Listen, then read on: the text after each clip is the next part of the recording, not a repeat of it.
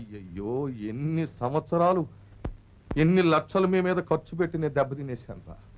అయ్యయ్యో, మీకు భాష నేర్పాను, మీకు పూజారి గెటప్పులు ఇచ్చి గౌరవాన్ని ఇచ్చాను, సీక్రెట్ గా మందు ఇచ్చాను, భోజనాలు ఎట్టాను, చికెన్ అంటే చికెన్, మటన్ అంటే మటన్, పిట్ట మాంసం అంటే పిట్ట మాంసం, పోర్క్ అంటే పోర్కు, బీఫ్ అంటే బీఫ్, అన్ని రకాల మాంసాలు తినేశారు కదరా. వాడి దెబ్బ కొడుతుంటే పంజా దెబ్బ కొట్టినట్టుంది గురు. నోర్మై, నాకన్నీ తెలుసు.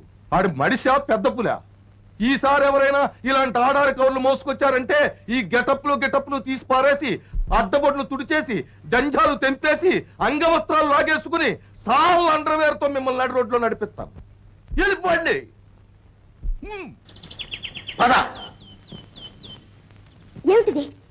నిన్న బజార్లో మా స్నేహితుడు రాజా ఎవరినో పరమ భక్తుడిని పట్టుకుని కుట్టాడని ఈటలాంటి మాటలతో నించావట, అవునా? అవును. ఆ భక్తుల ముఠాలో వీడొకడు. లేరా, నిజం చెప్పు.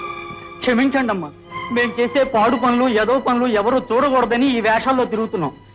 ఈ విషయం కనిపెట్టిన ఆ బాబు మమ్మల్ని పట్టుకొని కొట్టాడు. ఈ శిక్ష మాకు కావాల్సిందేనమ్మా.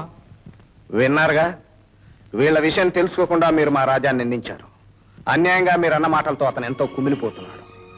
నిజాన్ని నిరూపించాలనే పట్టుదలతో వీడిని పట్టి మీ దగ్గర తీసుకొచ్చాను. ఏమండి, నిజానిజాలు తెలియకుండా అన్యాయంగా ఆయన దూషించాను. చేసిన తప్పుకు సిగ్గుపడి క్షమాపణ కోరానని ఆయనతో చెప్పండి. ఇప్పటికైనా మీరు మా వాడి మంచితనాన్ని తెలుసుకున్నందుకు చాలా సంతోషం.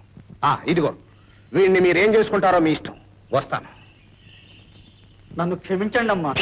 దుర్మార్గుడా, నీ కారణంగా దేవుళ్ళని మనిషిని అవమానించాను. ఏమిటి, నన్ను దేవుడు అందా? అవును గురు, నన్ను చీకొట్టింది నేను దేవుడు అంది. అదే, మామూలుగా కనిపించి ఆ భక్తులందరూ రౌడీలని చెప్పినా నమ్మేది కాదు. చిన్న నాటకం ఆడేసరికి నీ మీద గౌరవం పెరిగింది. శేషు, ఇప్పుడే ఈ మనుషుల గురించి అర్థమవుతుంది. వీళ్ళు నిజాన్ని నిజాయితీని ద్వేషిస్తారు, అబద్ధాన్ని మోసాన్ని ప్రేమిస్తారు. అయితే ఇప్పుడు ఏం చేస్తావు గురు? ఏముంది, బుద్ధిమంతుల్లాగా పరమ భక్తుల్లాగా నటించి దాని మనసులో చోటు సంపాదిస్తాను.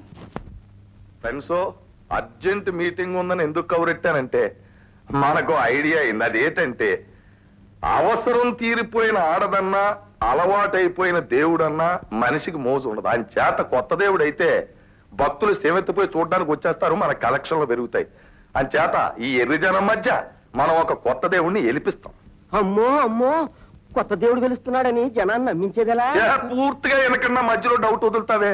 మనం చెప్పడం కాదు, హిమాలయ పర్వతాల నుంచి చీచీ దాబా చీచీ స్వామీజీ అంటే చిత్ర చిత్ర విచిత్ర దాక్షిణ్య భావ చిత్త చిదానంద స్వాముల వారు స్వయంగా వచ్చి చెప్తారు. ఒరే బాసోడా, రా.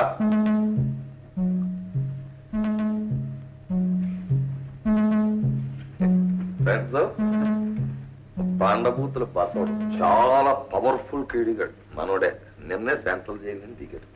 వీడు సరేనండి, మనం అనుకున్న అసలు స్వామీజీ ఎక్కడ? పాల్డ్ హెడ్ రేపు దిగబోయే స్వామీజీ వీడే.